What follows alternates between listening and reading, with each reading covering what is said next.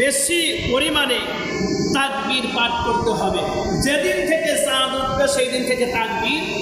বাজারে যাবেন, বাজারে যা আপনি মানুষের সামনে করবেন আল্লাহু আকবার, আল্লাহু আকবার, লা ইলাহা ইল্লাল্লাহ, আল্লাহু আকবার, আল্লাহু আকবার, লিল্লাহিল হামদ।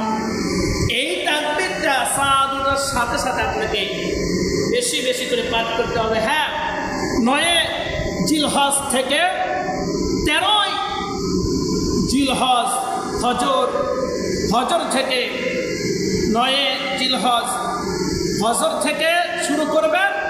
এই তাকবীর প্রতিটা নামাজ, ফরজ নামাজ আদায় করার পরে এই তাকবীর করতে হবে 13 জিলহজ আসর পর্যন্ত। বলেন সুবহানাল্লাহ।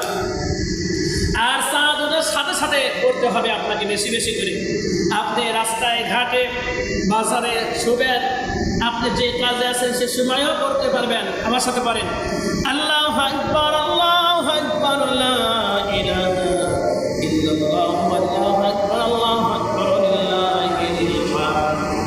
এই যে সামনের 10 দিন এসে আসতেছে সামনে, আপনি আমার সওয়াবের মৌসুম, সওয়াব বেশি বেশি করে কীভাবে কামাই করা যায় সেই কাজগুলো করতে হবে, এখনও করতে হবে। তাই বলে শুধু ওই 10 দিন, সারা বছর আপনাকে এরকম স্টাডি করে ভালো ইবাদতের জন্য আপনাকে আমাকে মগ্ন থাকতে হবে। বলেন সুবহানাল্লাহ।